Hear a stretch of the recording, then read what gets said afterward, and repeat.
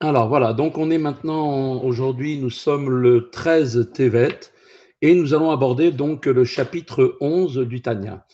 Le chapitre 9 nous a décrit le combat incessant qui oppose donc les deux âmes, l'âme divine et l'âme animale, pour conquérir et dominer le corps. Le chapitre 10, lui, a ensuite défini le terme de tzaddik, le juste, au regard de ce combat.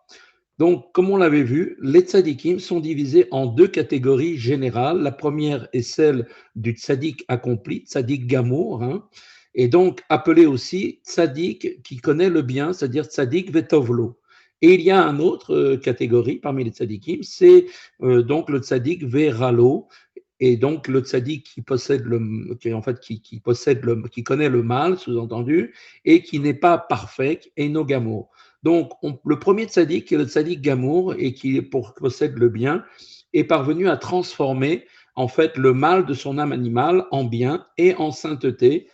La seconde catégorie est celle donc du tzaddik inaccompli ou tzaddik qui connaît le mal, celui qui n'a pas complètement transformé le mal de son âme animale en bien.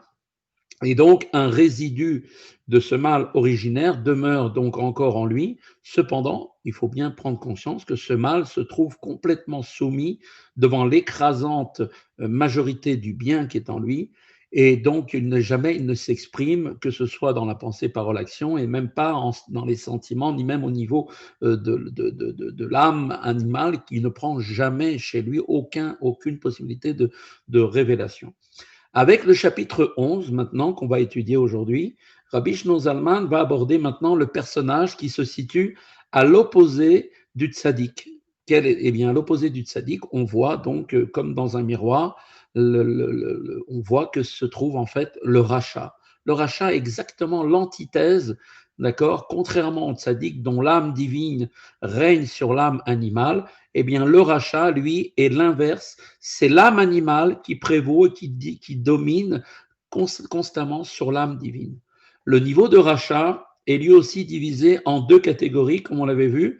Le rachat qui connaît que le mal, c'est-à-dire rachat veralo, et il y a le rachat qui connaît aussi donc le bien, donc rachat vetovlo. Et donc ces catégories, maintenant, nous allons être définies dans le présent chapitre. Voilà, donc on démarre le chapitre 11. Et l'un à l'opposé de l'autre, donc comme cela est rapporté dans l'Ecclésiaste, donc Kohelet, le rachat est à l'opposé donc du tzaddik, comme il est dit, le rachat qui connaît le bien, donc rachat vetovlo, et l'opposé du tzaddik qui connaît le mal, rachat veralo. Daïnou, c'est-à-dire, Shatov shebenavsho elokit, c'est-à-dire que le bien de son âme divine qui est dans son cerveau et dans la partie droite de son cœur, ceci étant, comme vous le rappelez, comme vous le saviez, donc le siège principal de l'âme divine, comme on l'avait appris dans le chapitre 9, eh bien, son cœur et son cerveau, qui sont donc la partie droite, droite du cœur et le cerveau, siège de l'âme divine, chez le rachat Vetovlo, eh bien, il est Kafouf, Ve Batel, Legamre, Legabe Ara, Meaklipat, Shbechlal Asmoli. Il est complètement plié et soumis devant le mal de l'âme animale, qui est donc la seule décisionnaire et qui elle-même, cette âme animale, est issue de la Klipa, qui est dans le côté gauche du cœur, comme nous l'avions vu précédemment. Donc on voit chez lui qu'il est complètement l'antithèse. Donc chez le rachat qui connaît le bien, c'est le mal de l'âme animale qui prévaut sur le bien de l'âme divine, au point que le bien est soumis devant le mal. Voilà ce que c'est qu'un rachat, c'est-à-dire que chez lui, qui est le patron, c'est le mal. D'accord. Pourtant, on dit que rachat vetovlo, c'est-à-dire qu'il possède du bien, sous-entendu qu'il y a aussi chez lui un certain réveil parfois de l'âme divine qui peut prendre par certains moments un peu le dessus, mais chez lui, en règle générale, qui est le patron, c'est l'âme animale. Et à ce niveau, bien sûr, se divise également en des myriades de niveaux, puisqu'il y a différents niveaux donc de mal qui va s'exprimer selon les individus, selon la racine spirituelle de chacun. Tout comme dans la catégorie de tzaddik qui connaît le mal, eh bien, est divisé lui aussi en des myriades de niveaux puisque le bien est donc supérieur, mais il y a une petite quantité de mal, eh bien, de la même façon, cela va être la même chose, comme chez le tzaddik Veralo, qui donc vont être différentes divisions qui existent au sein de la catégorie aussi du rachat, qui connaît le bien, selon le niveau d'effacement du bien devant le mal. Et donc, comme va expliquer Admorazaken. C'est-à-dire que là, Admorazaken nous dit que ce qui définit un rachat vetovlo, eh bien, ça va être en fait chez lui cette partie du bien qui est en petite quantité, parfois un peu plus, parfois encore un petit peu plus, selon différents des myriades de degrés. Mais bien sûr, il est rachat parce que qui est le maître chez lui absolu, c'est toujours la partie du mal. Eh bien, il nous dit Admorazaken, tout de suite, pour nous expliquer cela. Chalukot beinyan kamut veikut abitul pifat atav lera chaz shalom. Et donc, elles sont différenciées, ces niveaux, les uns par rapport aux autres, que ce soit par la quantité donc du bien ou bien la qualité de la soumission et de l'abaissement du bien devant le mal que Dieu préserve. La différence sur le plan quantitatif se mesure à l'importance de la soumission du bien devant le mal. Chez l'un, par exemple, le mal apparaît simplement majoritaire, quand chez un autre, il est, par exemple, 60 fois plus important que le bien. On voit que la classification qualitative dépend de l'aspect de l'âme divine, comment elle est donc subordonnée donc sous la domination du mal qui lui fait face. Ces différences entre les niveaux donc multiples du rachat qui connaît le bien vont maintenant être illustrées par des exemples. On va nous apporter des exemples pour bien comprendre un petit peu de quoi on parle ici. Alors il nous dit tout de suite Admorazaken, Yesh mi shakfifa ou bitul etzlo me'at mazer. Chez l'un, par exemple, chez un rachat beralo, l'abaissement et la soumission du bien, devant le mal, sont extrêmement mineurs. D'accord? Donc chez lui, bon, le mal l'emporte, mais la soumission du bien n'est pas complètement totale. D'accord? Il y a donc encore des possibilités pour cette personne d'être sous l'emprise parfois de son bon côté. Et même si cette soumission et cet abaissement du bien devant le mal eh bien, sont là, effectivement, eh bien, elles ne sont pas permanentes ni répétées à des intervalles réguliers. Et là, les tim rechokim mitgaberara alatov bekovesh et irktana ou agouf, mais plutôt à de rares occasions, le mal peut prendre le dessus sur le bien et va donc conquérir la petite cité qu'est le corps, comme on l'a expliqué au chapitre 9. Le corps est comparable à une petite ville, une petite cité dont la conquête est l'objet et le but d'un combat entre l'âme animale et l'âme divine. Donc on voit que chez certains juifs qui sont rachat veralo, chez eux, ils peuvent très bien avoir un comportement assez régulier qui va toujours vers les mitzvot, vouloir faire le bien, mais parfois, ils sont quand même malheureusement sous l'emprise de leur Yetzer Hara qui donc s'exprime à ce moment-là. Donc ils n'ont pas réussi à le dominer de manière à ce qu'il ne s'exprime jamais. Arlo, kulo et la mixato levad. Mais cependant, même alors que le mal va s'emparer d'accord, de la ville, il ne s'empare pas totalement du corps, puisqu'en fait le corps est comparé à la ville, mais seulement d'une partie. Shayasar les mashmaoto venaselo merkava, de façon à ce que cette partie-là lui soit obéissante, et elle devient pour lui un char, c'est-à-dire que cette partie du corps devient en fait complètement soumise au mal, tel un véhicule devant son conducteur. Ou le vouche, et cette partie servira donc de vêtement pour l'un des trois vêtements de l'âme animale qu'on avait exposé précédemment, que sont la pensée, parole et action. Au chapitre 6, il a été expliqué que les vêtements de l'âme animale sont la pensée, la parole et l'action liées à la faute. Chez le rachat décrit ici, le mal, lors de rares occasions où il prend le dessus sur le bien, ne s'exprime que dans un seul de ces domaines ou vêtements. Donc, ce n'est pas tous les vêtements en même temps, ça peut être dans la pensée, il peut y avoir une mauvaise pensée ou une mauvaise parole ou un mauvais acte. De plus, dans ce champ d'expression limité, qui est l'un des trois vêtements, le mal n'entraîne qu'à commettre des transgressions mineures comme va le poursuivre Rabbi Shneur Zalman. Donc on parle de quelqu'un qui est en général quelqu'un de bien, qui fait ce qu'il faut dans Torah Mitzvot, mais qui parfois est complètement sous l'emprise de son Yetzer Hara. À certains moments de sa vie, il va avoir peut-être une mauvaise pensée sur quelque chose, ou il va avoir une mauvaise parole, ou bien peut-être un acte négatif. Mais cela se fait que de temps en temps, c'est pas quelqu'un chez qui tout le temps l'âme animale prend le dessus. Dainu ou bemaase levad, la sot averot kalot, velo chamurot chas v'shalom. Et c'est de dire par exemple aussi que chez cet homme-là, que l'âme animale va s'exprimer ou en action seulement pour commettre des transgressions mineures uniquement et non des transgressions chas v'shalom importantes. Car l'âme animale, chez lui, n'a pas la force de prévaloir à ce point, elle n'est pas suffisamment puissante pour pouvoir imposer à ce que le juif va faire des actions très très graves, transgressions complètement interdites, comme les trois grandes connues, faire la vodazara, tuer une personne ou avoir des relations interdites telles que la Torah ne le permet pas.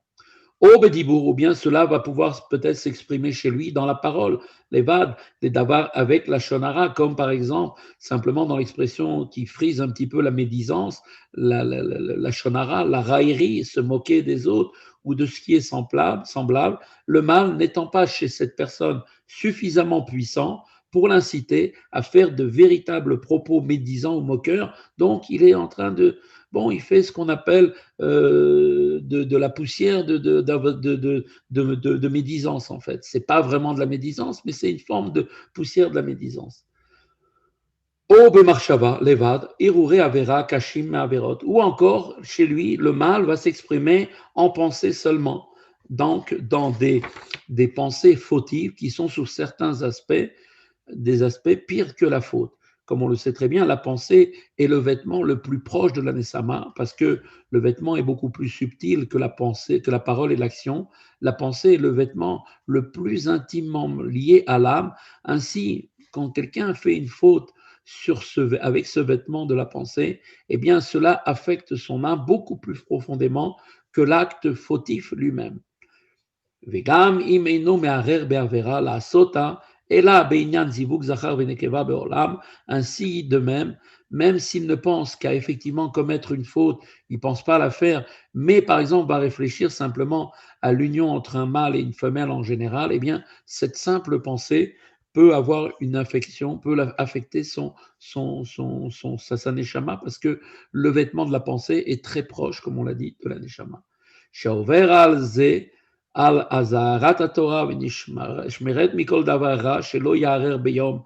Et ainsi, il arriverait à transgresser ainsi l'interdiction de la Torah, qui est marquée dans Deutéronome, c'est marqué « Tu te garderas de toute chose mauvaise », comme il est dit « V'nishma ushmarta mikol davar ra », tu te protégeras, tu te garderas de toute chose mauvaise, que nos chachamim interprètent comme étant le commandement positif.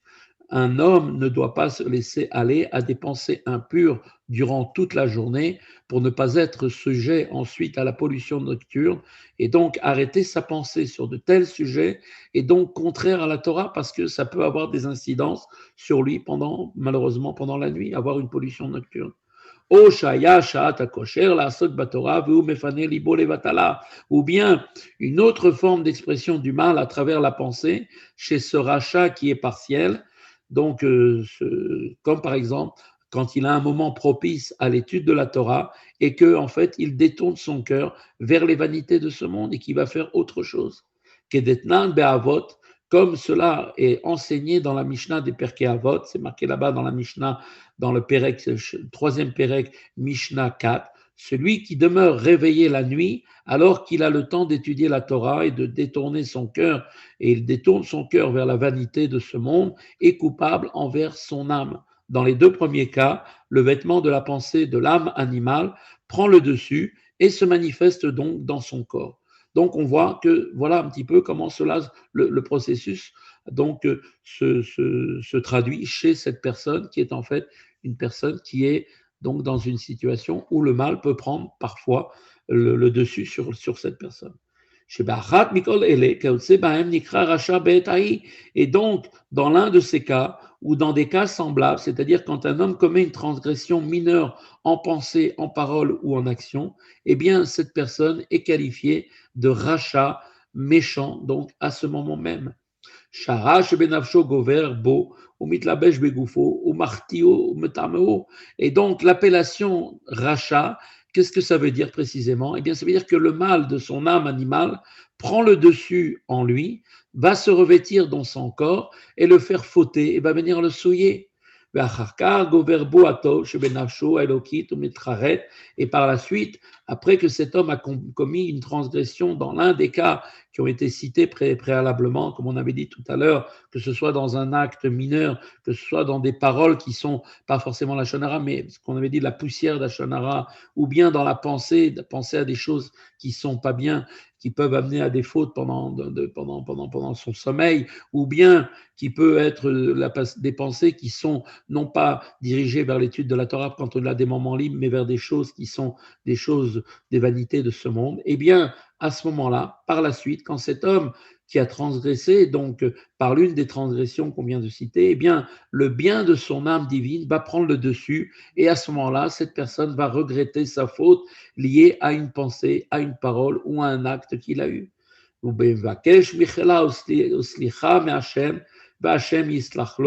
Et à ce moment-là, il va implorer le pardon de Dieu pour sa transgression, et Dieu lui pardonnera. Im lo s'il se repent bien sûr de manière adéquate selon le conseil de nos chachamim de mémoire bénie.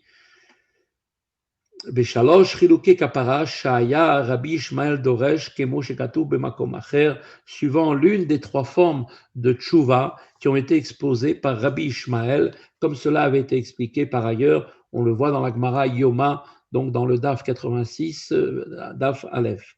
Ces trois formes d'expiation évoquées sont les suivantes. Premièrement, si un homme manque par exemple au respect d'un commandement positif, il n'a pas fait Kriyat Shema, il a oublié, et que maintenant il se repent, eh bien on dit qu'il est immédiatement pardonné. Deuxième possibilité, si une personne transgresse un interdit et va se repentir, voilà, il a par exemple Shabbat, il allumait le feu, eh bien il va se repentir. On dit que Yom Kippour et son repentir vont lui apporter le pardon. Troisième cas, si sa faute est passible de la peine de karet, qui est ce qu'on appelle le retranchement spirituel, ou de la peine de mort, d'être donc sont des fautes très graves, qui sont donc au repentir, à la purification spirituelle de Yom Kippour, doivent, pour que le pardon soit pleinement acquis, s'ajouter des souffrances. Donc, par exemple, donne un exemple, quelqu'un qui transgresse une transgression des 39 travaux du Shabbat. Eh bien, la peine est ce qu'on appelle le fait du retranchement spirituel de l'âme. Donc là, il doit faire teshuva. Donc, il fait teshuva. Yom Kippour arrive, ça permet donc d'ajouter et de nettoyer cette personne. Mais encore, pour bien retirer toute la faute, il faut ajouter malheureusement les souffrances qui viendront ensuite pour nettoyer cette personne. Cependant, comme le rabbi le souligne, le pardon de Dieu obtenu par le repentir ne change pas le statut du rachat au vrai sens du terme, mais ce n'est seulement qu'au regard du sens figuré des termes rachat et tzaddik, c'est-à-dire par rapport aux notions de récompense et de châtiment. Donc là, on voit effectivement que quand on va peser sur la balance des mérites et des fautes, telle personne qui faute rarement pour des choses mineures et se repent d'emblée est assimilée à un tzaddik et mérite récompense pour l'écrasante majorité de ses bonnes actions. Mais l'emploi qui est fait dans ce contexte du mot tzaddik et celui de son sens figuré avait été déjà évoqué au premier chapitre du Tanya. Dans leur sens véritable, comme on l'avait expliqué, le tzaddik et le rachat décrivent l'étendue du bien et du mal dans l'âme. Et donc, dans cette perspective, on voit que le sujet qui est décrit ici reste qualifié de rachat, même après s'être repenti et avoir obtenu le pardon. Pourquoi?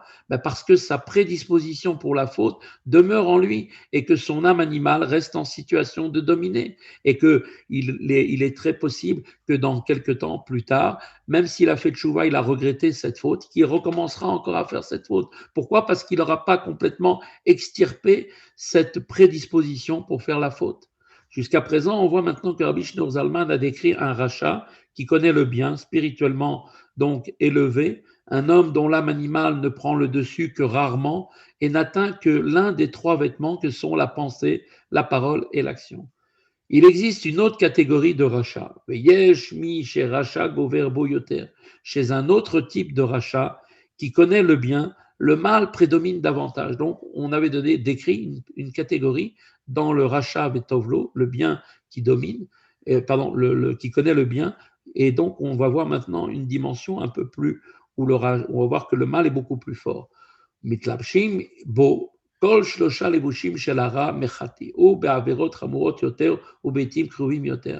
Eh bien là, on est dans une catégorie là de rachat et tovlo, où là, on parle d'une personne dont les trois vêtements du mal se revêtent de son corps, et donc il transgresse en pensée, en parole et en action, et il a le mal, ce mal qui est en lui, qui l'entraîne à commettre des fautes beaucoup plus graves, à des intervalles beaucoup plus réguliers. Ça, c'est une catégorie encore de juifs qui est donc malheureusement sous l'emprise beaucoup plus forte, beaucoup plus prononcée de son Yetzer Hara.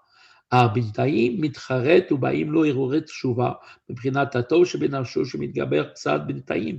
Néanmoins, cette personne est qualifiée de rachat qui connaît le bien, car entre-temps, entre une faute et l'autre, il peut éprouver des remords et des pensées de repentir peuvent le saisir, qui sont issus donc du bien qui est encore en son âme et qui se renforce un petit peu à ce moment. Mais ces moments où son âme divine se renforce sont quand même ne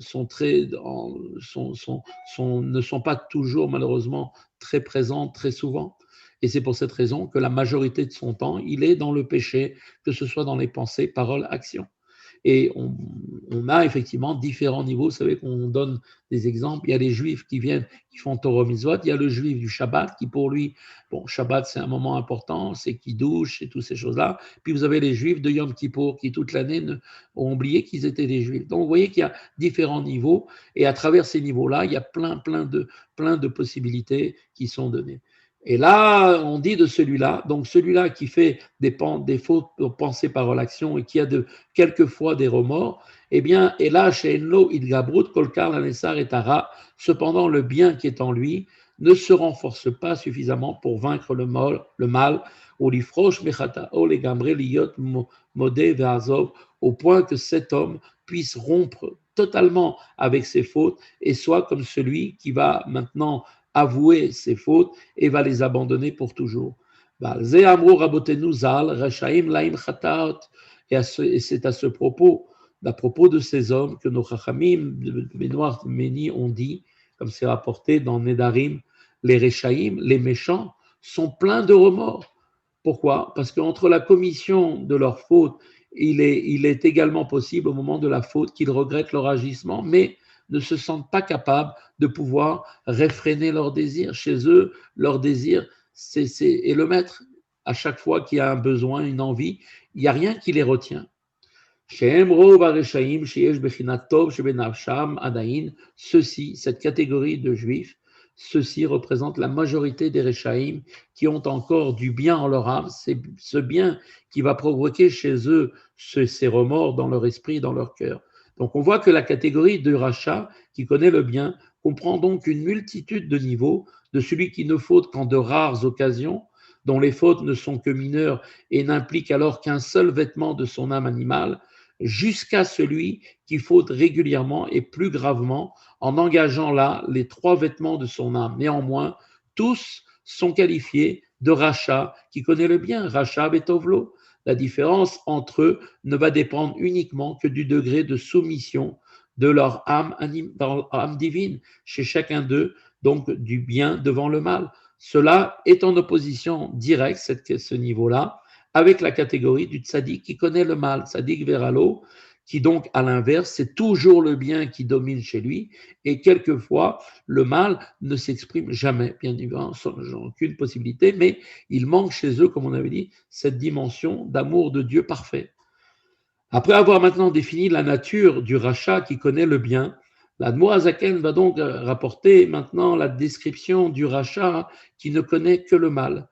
Donc le rachat veralo, qui est la catégorie la plus basse qu'il puisse y avoir. Il nous dit comme ça, Rabbi Shneur Zalman, Achmi sheino mitcharet leolam ve'en baim lo iruret shuva klal mikra rasha veralo. Mais celui qui ne s'est jamais repenti, qui n'a jamais été touché de cela, ni même saisi de penser de faire tchouva, celui-là est appelé un rachat qui ne connaît que le mal. Shara shebenavsho ou levado nishar bekirbo, qui gavar kolkar alatov, nistalek mikirbo, et chez lui, seul le mal de son âme est resté en lui, en ayant effectivement été le seul à dominer là-bas sur le bien, à tel point que le bien qui était en lui l'a complètement quitté. Et le bien, si on peut dire, se tient à présent non plus à l'intérieur de lui-même, mais plutôt sous une forme makif, c'est-à-dire au-dessus de lui, c'est-à-dire que le bien est là et en fait, d'une certaine manière, est en train de errer au-dessus de lui, pour ainsi dire, de façon distante et extérieure, sans être jamais ressenti en lui. La reine Amour Abotenuzal, et c'est bien effectivement pourquoi effectivement cette forme donc concernant de Makif du fait de son âme divine nous dit que nos sages ont dit que sur chaque Asara Shrinta Sharia, sur chaque assemblée de 10 juifs, quel qu'il soit, repose la Shekhinah, la présence divine. Cela veut dire que même si ils appartiennent tous à la catégorie de rachat qui ne connaît que le mal, la Shekhinah demeure au-dessus d'eux, car la Shekhinah, présente au milieu d'une assemblée de 10 juifs, ne l'est en tout état de cause que sous forme de makif, donc au-dessus d'eux. Donc sans que ceux qui se sont rassemblés en soient conscients. Dès lors, cette présence devient possible au-dessus d'une réunion de 10 juifs, quels qu'ils soient. Donc voilà, on a donc défini dans ce chapitre, les catégories donc de rachat. Rachat Vetovlo, on a vu que dans le rachat Vetovlo, chez lui, il y avait donc le mal qui était dominant, mais selon certains niveaux, alors le mal ne va pas s'exprimer tellement, pour certains d'autres un peu plus, jusqu'à que d'autres, il s'exprime beaucoup plus. Et ensuite, on a défini ce qu'est le rachat veralo, c'est-à-dire chez lui, le mal est complètement donc dominant, le bien ayant été complètement évacué de lui, il n'est plus présent à l'intérieur de sa personne, mais se trouve au-dessus de lui. Donc, on peut maintenant bien comprendre à travers cela, et avec l'aide de Dieu, donc, on pourra avancer sur les autres chapitres. Voilà, on a terminé le chapitre